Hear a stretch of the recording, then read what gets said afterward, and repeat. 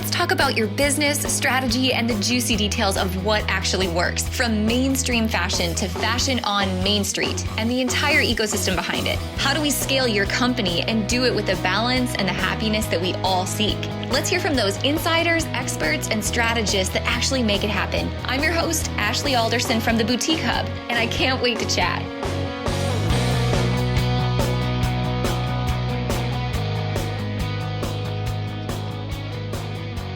Welcome back to the podcast this week. It is a very special week, and it's you and it's me, but we have something so huge to celebrate, and that is this week we are kicking off a month-long celebration into the Hub's 10-year anniversary. Holy smokes, I can't even believe 10 years is actually here. I feel like there's probably been a lot of gray hair, a few extra pounds gained, and maybe even some Botox that have helped me survive 10 years. But nevertheless, we are celebrating full on all month long. And I wanted to kick it off today with just a really honest and open and raw conversation about the good, the bad, and the ugly. But most importantly, the 10 biggest things that I have learned from 10 years in business as it pertains to our industry and to you as a business owner. And hopefully you can learn from some of the honest mistakes and maybe some of the big wins that we've celebrated here at the Hub, and you can fast track them and put them into work into your business. So I've got 10 awesome things I'm excited to share. But before I get into it, I just from the bottom of my heart, you guys, thank you. Thank you for listening to this podcast. Thank you for those of you who read our blog or have taken a course or are members of the Boutique Hub. Thank you to those who have been to a boutique summit or been in retail boot camp. Thank you to those of you who have shared the Boutique Hub with your friends and have trusted our advice or just sent somebody else an encouraging message inside of this community. This community started almost by accident, if I can even say that. And I'll have another episode where I tell you lots of past stories, but for the most part, for those of you who don't know, the Boutique Hub started because I grew up in the fashion mecca of the United States, North Dakota. I say that with a grain of salt because I love North Dakota and I love how I grew up in a very small town, but we didn't have a lot of boutiques in North Dakota at that time. Somehow I still loved finding unique things in the flower shop that I first worked in when I was 14 and working at the Buckle in college. I love finding these unique things, but I felt like for people like me in the Midwest, fashion especially was very New York and LA, but what about the rest of us? What about the rest of us? And boutiques really were the answer to that question for me. Boutiques were the things that made people feel unique and special and understood in a place where I felt like not everybody, always felt understood, especially in the Midwest. So I fell in love with boutiques very early on. And our very earliest version of the Boutique Hub was me wanting to make this online shopping mall of boutiques so that people like me in the Midwest could find great stores no matter where they were and no matter where we lived. We could find them online to shop them. But what happened through a lot of trial and error was I realized the boutique owners that I was reaching out to, and I cold called and emailed and reached out to friends and had friends of friends introduce me to fellow boutique owners they knew. What I found out during that time was the boutique owners I was talking to really didn't need that. They really didn't need an online shopping mall of boutiques because many people weren't even selling online yet when that idea first started. But what boutique owners really needed at that time was a home and a community. And I thought, man, all right, I can teach you everything I know. I worked in economic development and ran a small business development center. I can teach you everything I know, even though I'm not a boutique owner myself. I will tell you everything I know about social media and running Facebook ads. From the very week Facebook ads were launched, I started running ads. So I've known it from the beginning. I thought, I'll teach you this, and I am not scared to tell you what I don't know. And how can I just bring together a SEAL Team 6, an army of experts who can serve in the areas that maybe I can't. And that's how the Boutique Hub really came together. Again, by accident. I thought I was building this online shopping mall of stores that really turned into a home for our industry. And thank God, so many of you at that time saw the vision for what we were wanting to build. So many of you said yes, because at that time, our industry was so siloed and it was so competitive. Many of you have these stories of going to market, and when you would pull things, to build your rack, or you'd go into a showroom for home and gift, and you'd kind of hoard your things and you'd hide them because you didn't want Susie across the street seeing what you were buying. So this idea of community over competition, when the hub first launched, it was a little foreign and it took a little bit to catch on. But again, thank you to those of you who were here during that time and you said, I want to be part of that. Because you guys are the reason the hub really built and blossomed and has become what it is today. Because your belief that a rising tide is going to lift all ships and there is room at the top for everyone, right? If you walk down the wine aisle, if you walk down the bread aisle at any grocery store, you wonder, how can all these brands survive? And they do, right? There is always more than enough to go around. And I believe wholeheartedly, and I always have, the same is true for our industry. A long time ago, when I was working in economic development, this clothing store, and I've told this story in Retail Boot Camp, you guys have probably heard it, but this clothing store was going out of business. There was 2 clothing stores, a Western store and a clothing store embroidery shop in my small town. And one was going out of business. And the other one, the owners of the second one, came to my office, my economic development office, and they said, hey, Ashley, can you help us? We have to find somebody else to go into this store that's closing. We need them across the street from us. And I said, wait a minute, they're your competition. Like, now everyone has to shop at your store. Isn't that a good thing? And they said, no, because when 2 or more stores come together, we become a destination. And if we're just here alone, we're not going to give people enough reason to come and shop with us. And from that moment on, it was like a gut punch, right? It was holy smokes, light bulbs, birds singing, the whole thing. A rising tide really does lift all ships. And when 2 or more stores come together, you really are a destination. So this idea of community is so deeply rooted within my gut because I have seen it firsthand.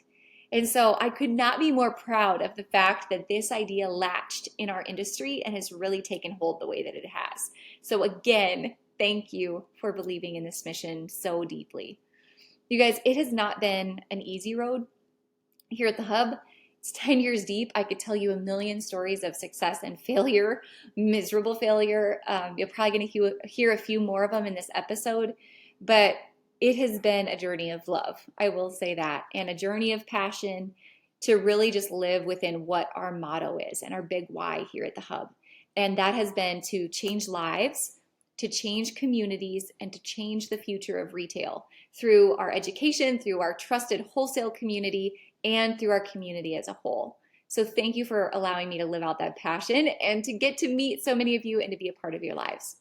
All right, enough about the backstory. I hate talking about myself in that way. Gosh, thanks for bearing with me. Let's talk about some lessons, shall we? Here's what I think you can learn and latch onto from our journey over 10 years here at the Hub.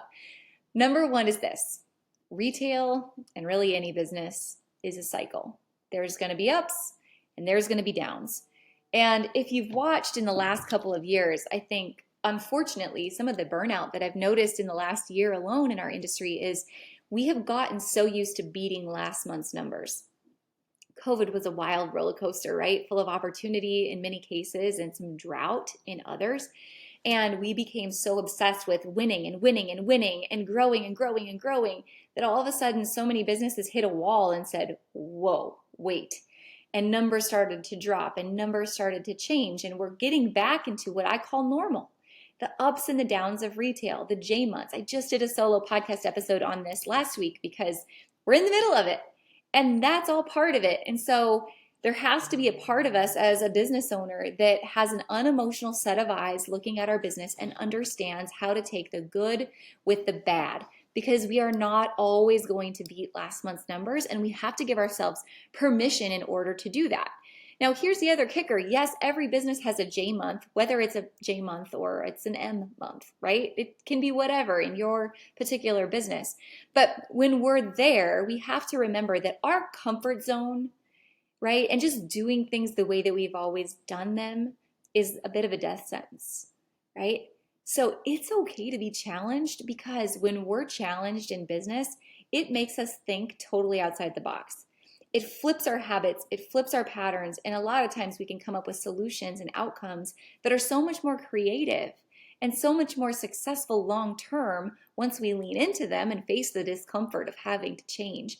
And it becomes a great opportunity having to go through the struggle to get through the other side. So if that's you, or if you've gone through a struggle or you're in the middle of one right now, lean into it, because there is fruit. There is something good that will come from every bad situation if you choose to look for it. And that's the kicker, if you choose to look for it, because we can become the victim of any situation, or we can become the victor of any situation. But the choice is certainly going to be in how we approach the situation. So I encourage you, dig into this change, this moment that you're in. If you're in it right now, dig into your customer surveys, because not only are you changing and evolving, but so is your customer. So make your business a journey of constantly dating your customer. Date her, get to know her, wine and dine her, ask her questions, learn about her struggles and learn about her wins, because as she evolves, your business has to evolve alongside of her. All right, tip number 2 is, no matter what business you're in retail, in e-commerce, or if you're in an education company like mine, community always wins. Community always wins. People don't want to do business with companies. The last 5 years have certainly proven that. People don't want to do business with companies. They want to do business with people. And the reason is, when we can treat our customers as if they have a sign around their neck that says, "Make me feel important." When we can do that, and when we can create an emotional reaction within our customer, they are with us for life. And so when I say date your customer, like, that's part of the process is, what do they need to have an emotional reaction? What do they need to feel important? And every successful store that I have ever worked with, community has been an aspect of that. So when you're thinking about your marketing strategy, it's not, how do I talk to my customers? How do I sell to my customers? Or maybe, how do my customers respond to me? But if you can bridge the gap to get your customers to then respond to one another, and you can truly build community, that's why I've always loved Facebook groups and felt so strongly about them. I feel the same about Instagram stories. When you can bridge the gap and have bi-directional, multi-directional communication, you to your customer to you, and your customer to one another, and they latch on to an idea or a belief or a purpose or a value that you hold near and dear, then they can become a customer for life. And here's the kicker.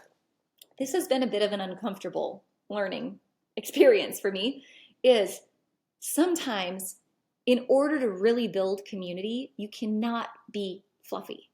You cannot be bubblegum pink. Sometimes, in order to build community, you have to alienate the people who are not your customers, right?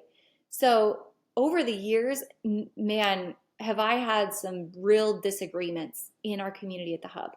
I've probably said some things I shouldn't have said. I've been a little bold, and I've removed people from our community. I've said, you know what, sorry, but you're no longer welcome here. And in our terms and conditions, we reserve the right to do that.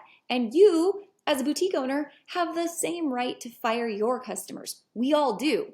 But we get scared to do it because we think we have to please everyone. But sometimes it's worth it to alienate the people who are not your customers to build a deeper relationship with those who are your customers. They will become stickier longer. So for us in the Hub, when we find somebody who's mean, who's a bully, who is taking advantage of other people, who is in the Hub but is willing to go to multiple other Facebook groups and badmouth the Hub or me personally or our team, or they're rude to our team, like any of those things for me are such a red flag. And so I've always believed that you have to have light that outshines the darkness. And pretty soon that darkness, there's no shadow for it to hide in anymore, and it goes. So don't ever fret if you lose a customer, or if you have to remove a customer, or if you alienate somebody who really isn't a fit for your brand anyway. Sometimes that can be the best thing that ever happens to you. And even though I will tell you, I should probably do a whole podcast episode, probably a whole episode on mean tweets. Even though they aren't tweets, they're just like really mean remarks that people have said over the years. That could fill a whole episode. I probably won't, but I'm okay with those comments. Because if I've ever had to remove somebody for being rude or harmful to somebody in the community, it's worth it. And if they don't like me in the process, so be it. And I hope that over the years, you have the same confidence and comfort in your own skin and in your own business so that you can do the same, because it allows you to finally sleep at night. Let me tell you that. Being comfortable in who you are, what you stand for, and what you believe in. All right, tip number 3. You are the brand voice, but you're not the brand alone. This was a huge decision for me early on at the Boutique Hub. And let me explain to you what I mean by this. I talk a lot in coaching about the value of you creating, being the brand voice or being the face of your business, right?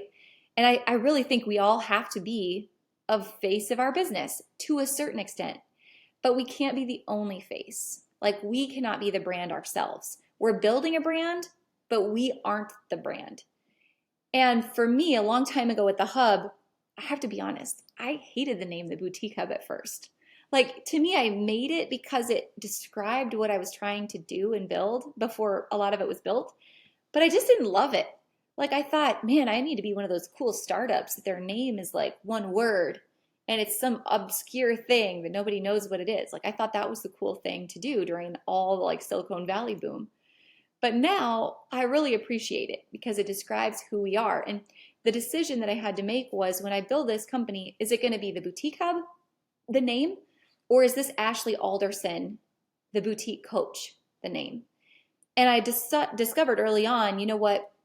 I think if I build it as the Boutique Hub, and it's not just me, this allows me to build this army of experts and this community that can serve people in areas that, you know, people know way more about than I do. I can bring them all under this one umbrella, and it's not just the pressure on me. To me, that felt like it was something that was scalable and it was marketable and it made sense long term.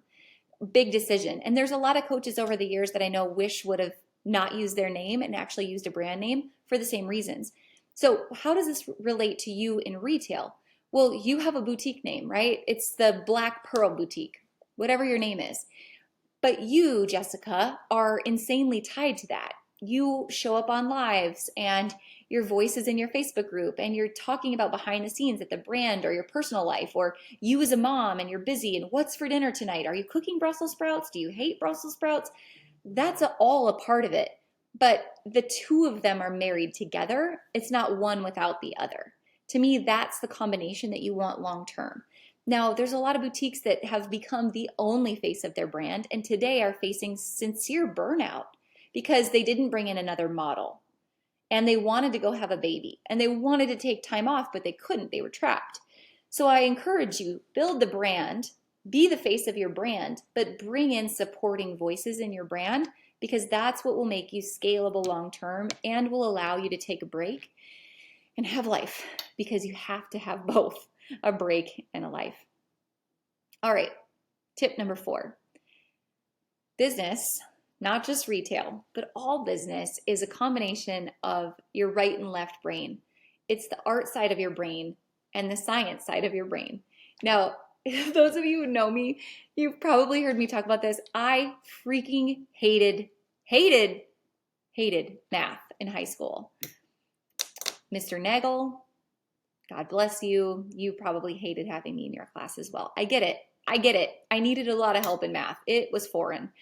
It wasn't until I graduated college that this awesome small business owner, her and her husband owned a small little motel, like drive up to the room motel in my small town.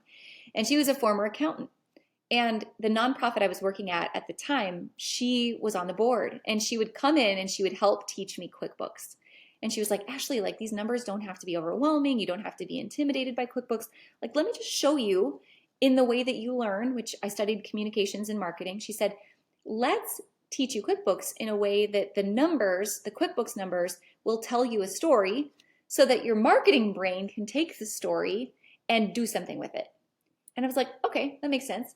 So for almost 2 years, like, her and I had these regular sessions, and she really helped me understand the numbers of the company.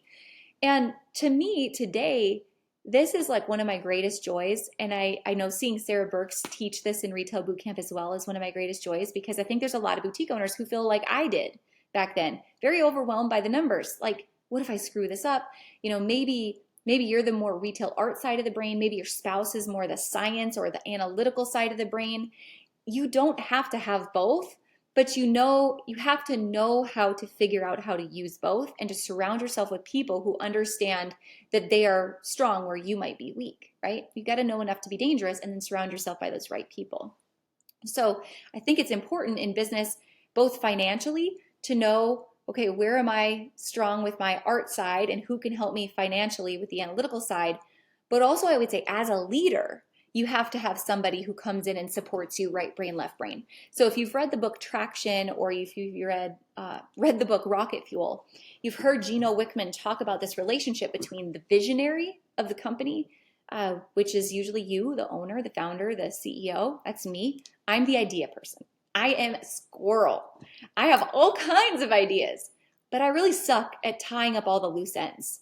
And I know that I need somebody to be my right hand to sweep up the mess and the tornado that I'm leaving wherever I go. And for almost 10 years, that's been Beth on our team. Beth has been our integrator and really my right hand for a long time. And my friend Jessie Jarvis has been my right hand for a long time. These two women have helped me to support my wild squirrels, but to say, okay, here's how we can put all the pieces into place. Here's the potential implications of these things that we're trying to do and how we can mitigate them long term. So I encourage you, if that's not somebody on your team, if you're a solopreneur and you haven't hired someone yet, find someone who can be your sounding board so that you can be the visionary, but you have an integrator. For me, when Beth first started, I love this story. Beth first started as our babysitter. Isn't this wild? We had just moved to Wisconsin. We had just had Jade, just was pregnant with Jade, our youngest, and Beth was our babysitter. And she was awesome, super detail-oriented, super organized, very trustworthy. And I was like, hey, Beth, okay, besides watching our kids, do you think you could help me like fill in these spreadsheets or answer these emails or just like do these little tasks? And she was like, yeah, for sure. And she handled all of them. And then she took over running our cookbooks and just doing all the like secretarial type work at the hub, because as you start to grow, you have a lot of that just junk, right? And it grew and it grew and it grew, and she took on more and more and more, and she knew every aspect of the boutique hub from the inside out. Today, Beth is our COO. She's our integrator. She is like our right hand and knows every aspect of our industry. And man, our business would not be the same without her. So I encourage you, find a Beth, find an integrator, find somebody who can be your running partner and help keep you on track, because when you're a squirrel and you're a visionary, maybe 5 out of 10 ideas are good. Maybe it's 4. And maybe it's 3. And so you have to be okay with like 7 of your ideas out of 10 sucking and not working, and someone telling you that so that you can find the 3 that do, that you can run with them. So use the retail art side of your brain and use the retail science side of the brain. Find someone who can help you and fill in the gap where you are not as strong. Okay, tip number 5. Oh my gosh, this is a big one. What got you here may not get you there. This, like maybe a year ago, 2 years ago, hit me like a ton of bricks. What got you here may not get you there. That might be strategies. It might be a vendor. It might be people on your team. It might be people in your inner circle and in your family. It could be any multitude of things.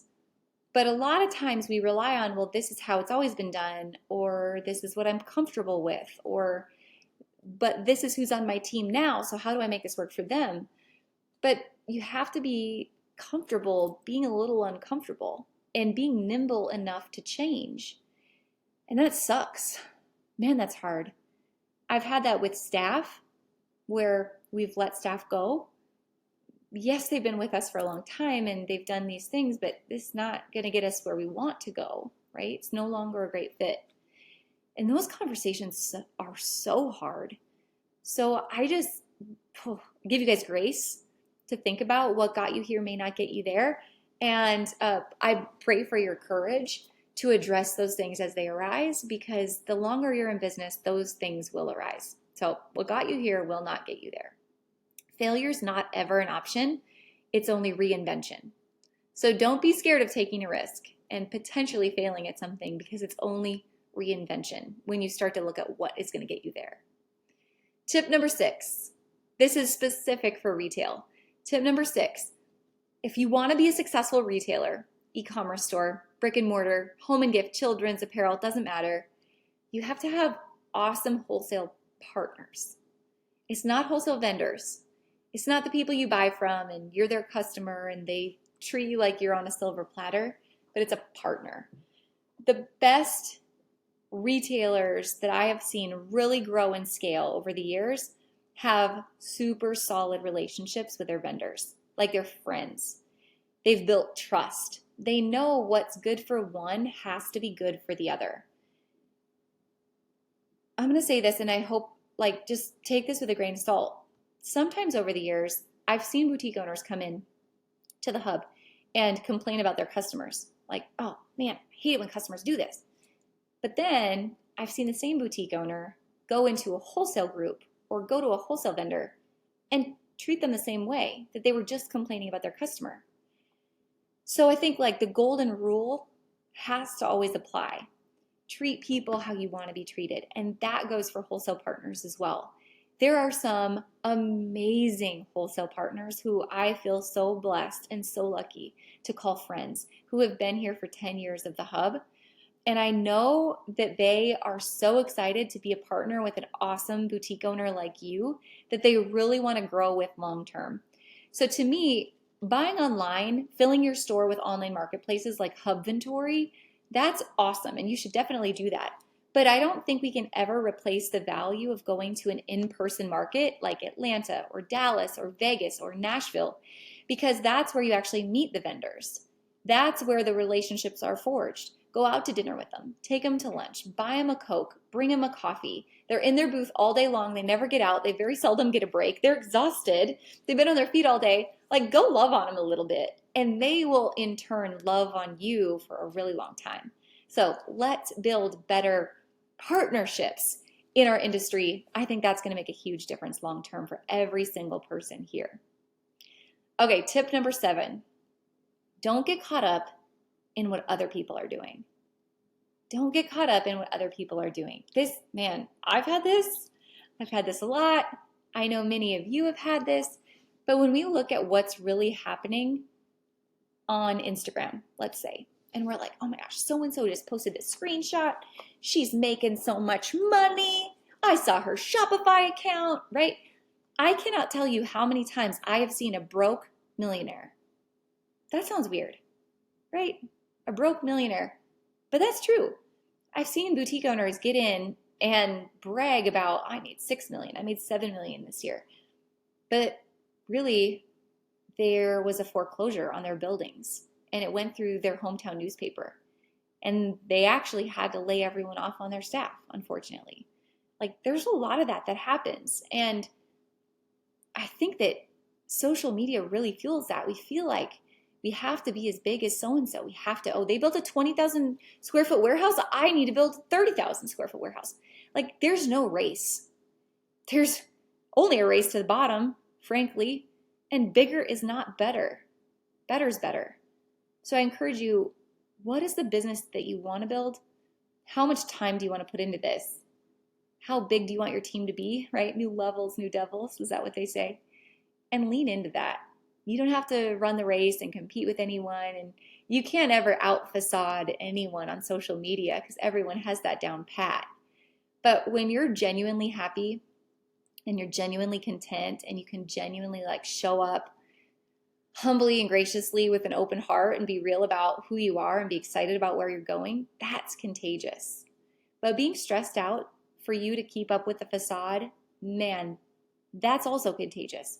Eric always says, he's like, desperation is a stinky cologne. We can smell it a mile away, right? Nobody wants that.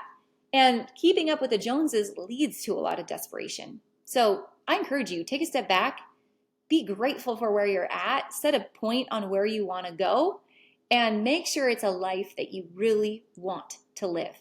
I think that's been one of the blessings post-pandemic that we've all walked through, is I've seen a lot of boutique owners say, you know what, that was not sustainable. I want to go here instead. And maybe they've closed down brick and mortars, or maybe they've downsized their online and downsized their team and just gotten really good at being efficient.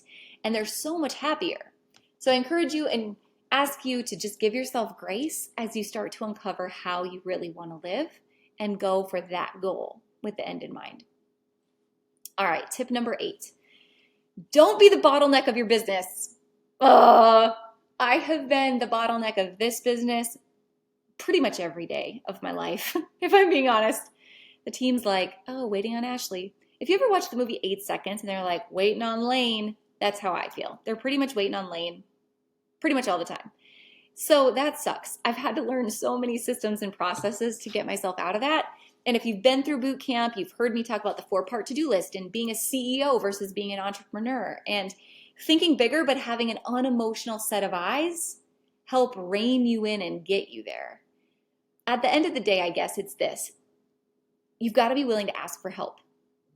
And you can't do it all alone.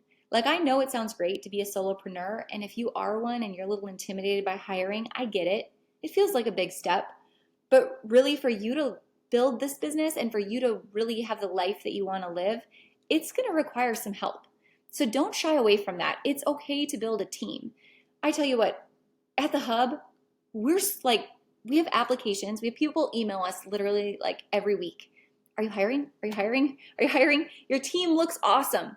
And that's because our team is awesome. Like, we have the most, we're so blessed. We just have the best team at the Hub. But I believe that comes from we're all in on the mission.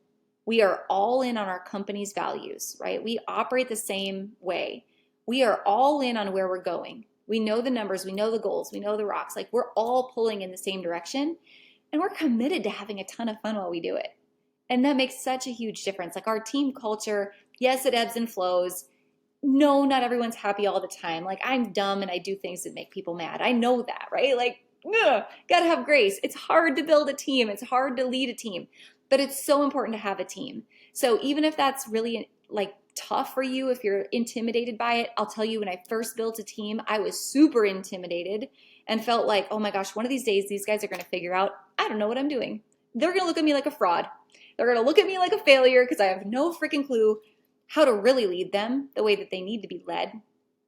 So give yourself grace for that process too, in the journey to understanding what it's like to lead a team, because otherwise you will be the bottleneck of the business. So be the CEO, build a team.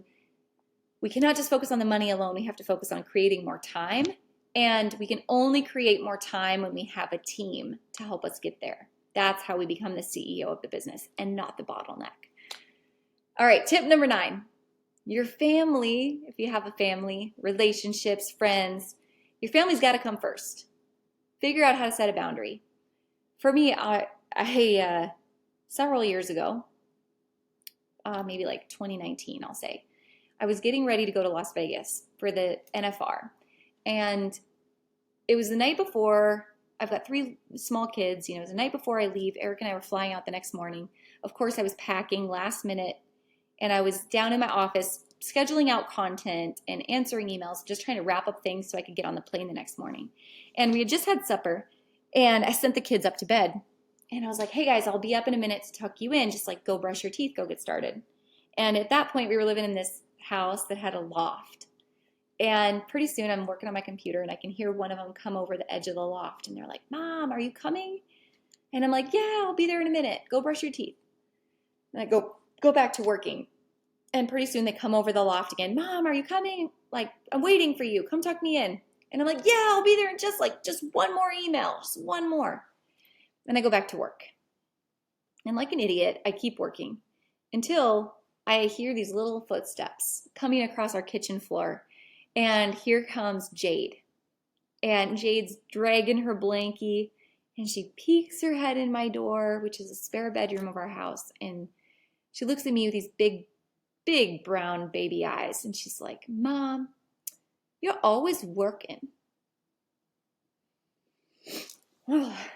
And she comes in and climbs up on my lap and snuggles in with her blankie. And I just slam my computer shut oh, what did I just do? I felt so guilty, the mom guilt is so real. And I went and took Jade to bed and tucked the kids in and all the things. 2 of them were already asleep that night. And Eric and I got on the airplane ride the next morning and mutually said, we cannot do this anymore. We cannot live like this. We have to set boundaries. And our word of the year, it was December at that time, so we were doing all of our end of year stuff, and our word of the year became maximize. We have to maximize this. We have to maximize our time. We have to maximize systems, processes, organization, set boundaries. We cannot live like this. And that changed everything for us. From then on, it wasn't an overnight thing, let me tell you. It's never perfect, but for us at least, like, putting the family first means I have a hard stop at work at 5 o'clock. Now, granted, there's times when I'm in a busy season and I might work till 5, take my time, be with the family, do dinner, and I might pick up work again when they're sleeping, but it's not very often. I have learned how to jam everything I need to into my working hours so that I don't miss a basketball game, so that I don't miss school drop-off in the morning. Eric does pick up. So that I don't miss those really important moments, and especially just dinner together as a family. Because now, we've got kids in middle school and like time is flying. We have 5 years left as a family and our kids are gone. And I'm watching Sarah Burks go through this right now. Like, her girls are graduating and I'm like, holy buckets, that goes fast. I don't want to miss anything. And I don't want you to miss anything. So how can you set a boundary as a CEO so that you can be present? That is like the most important lesson that I feel like I've learned here at the Hub, and I really want it for you too because it's so valuable. The work will always be there. You can always be busy. You can grow the business later, right? But your family isn't always there. So maybe you don't have a family and this doesn't apply to you, but if you do, I just want you to be able to put them first. And so let's get you some systems and processes in order to do that. All right, last one. Tip number 10 is invest and diversify your revenue. Do not put all your eggs in one basket. One of the coolest parts of this journey at the Hub, to be totally frank with you, is we're so blessed. We're so blessed. We have no idea how blessed we are that we have a business that took off, right? I can tell you, like, it's rare. And I'm so thankful for Eric and his side of how we run the Boutique Hub. He's our CFO. He's so good about, okay, Ashley, like, how do we make this sustainable? Like, it's not just about members at the Hub, but like, what are other revenue streams outside of the Hub that can make the Hub even stronger? Eric's really good at real estate and investing and just being really creative with different financial models. He helped us find our dream property that was a place that we could live, right? This beautiful house, but it had a barn on it. We have horses. Shocker. Perfect. It had an indoor arena. But ironically, the indoor arena had office space in it, and it had a warehouse space in it. It had all these things that we needed. So for us, it's perfect because then the Boutique Hub can rent this property from our personal LLCs. We can also run our hunting business out of this property, and there's all kinds of wild tax efficiencies, right? And there's different revenue streams that we can build off of the property and the hunting and all these other things that really come back to building a life that we love and hobbies we love at the same time of building this business that we love. So I say that to tell you, your business is not just about the products you sell, but I want you to start thinking bigger. It's about the real estate that you have. It's about owning the building that you're in so you can lease it back to yourself, and you have multiple LLCs and you can create tax efficiencies there. It's about you being an ambassador for other brands. It's if you're going to invest time building 70,000 Instagram followers, do not just monetize that by selling your own products. Sell something else. Build a lifestyle brand, right? If you are a great cook and you're also a great boutique owner, build a recipe book. Like, do something to monetize what you're good at so you can build another revenue stream, because you want to build this business that is long-term, not just the boutique alone. And that's how I look at the Hub. Like, yes, this is the Hub, but I'm building all these other things that are beneficial long-term. Here's why I love that. This is really important to me. We are huge believers in our family, and maybe you guys already know this, but this is a Christian company. And Eric and I just strongly believe in tithing. And so whatever we build at the Hub and whatever we build in whatever other companies we create, how can we give that back to other people and make impacts? So every year we try to find one charity or a family or like one cause where we're not just divvying up like little bits to different places. Like, we do that, here's money here, there, whatever, like little things for tithing. But how can we go all in on one really big thing? Like one big deal. So we've done huge donations for fighting human trafficking, if you've heard of Operation Underground Railroad, family clinics, faith-based organizations, families that we know of in need, cancer research, Alzheimer's research, like things that are near and dear to us. Adoption, that's been a huge piece. We've always had that on our heart because we've had friends that have gone through the adoption journey, good and bad, right? These things, like how can we build these businesses so that yes, it's whatever we need is fine, but it's how can we give back to other people? How can we make this way bigger and way longer lasting for generations beyond us? That's the point. And I hope that you have that same opportunity, because it's amazing to know that money in your business is a mirror of who you are. When I first started the Hub, I was so scared of money because I was always told growing up, money is the root of all evil, and easier is it for a camel to pass through the eye of a needle than to enter the kingdom of, or a rich man to enter the kingdom of heaven, all these things. And I really had to unlearn a few things to relearn that money's a mirror. It's amoral, it's a brick. You can take this brick, you can use it to build a beautiful cathedral, or you can take this brick and smash the windows of that cathedral. But it is a mirror of your character. And so for you and your business, like it's easy to get stuck in the numbers and go, oh my gosh, I need this money to survive. But when you can flip the script for yourself and say, my purpose is bigger than my profits, and you're all in on your purpose to serve, like servant leadership's big for me. If you're all in to serve and you're all into what your purpose and your mission are, the profits will follow. You will find ways to build more profits so that you can do big things in this world. So that is a huge why for me, and I hope it's a huge why for you. And if there's ever anything I can do to help you guys along that journey, I'm really excited about it, because I think that's an awesome lesson that we all are going to get to learn together. All right, man, you guys, that was a long episode. Thanks for bearing with me. But those are 10 big lessons over 10 years that I hope resonate with you as well. So as we kick off our 10th anniversary, you guys, for this month, we have a couple awesome things that are happening. For the next several podcast episodes, I'm going to be interviewing some of my friends in the industry who have also been celebrating 10-year anniversaries this year. You're going to get to hear from some amazing boutique owners like Leslie Hall from the Zigzag Stripe and so many more who also have lessons from 10 years in business. You're also going to see some awesome stuff across social media this month. We have a huge giveaway happening. Please go to our Facebook or to our Instagram so that you can enter this giveaway to celebrate our 10-year anniversary. We're going to be giving away a $1,000 shopping spree on Hubventory, free membership for life to the Boutique Hub, a VIP package to the Boutique Summit, a VIP retail bootcamp package, a VIP boutique boss planner package, and there are 10 brands on Hubventory that are all joining up to give you a huge giveaway on Hubventory as well. So these 10 brands are each giving away $100 in wholesale credit, and that's Headbands of Hope, Pure Love Essences, Yoga Designs Lab, Jess Lee Wholesale, Mixology, My Girl in LA, Pretty Simple, Nash Gray, West & Co., and Bella and Bear. So if you would love to win some credit to these awesome brands on Hubventory, that is also available. Biggest giveaway we've ever done. I could tell you that. So check out our socials so that you guys can go ahead and get entered in the giveaway. All right, I've got to end this sucker. I don't want to. I just want to tell you thank you. Thanks for listening. Thanks for being here, you guys. You have absolutely changed my life by just being a part of this movement and this community here at the Hub. There's not enough words inside of me to sincerely express my gratitude for how you guys have changed my life and how you've changed my family's life. So thank you for 10 awesome years, and I cannot wait to see where the next 10 years are going to go together as well. Thanks for being here, you guys.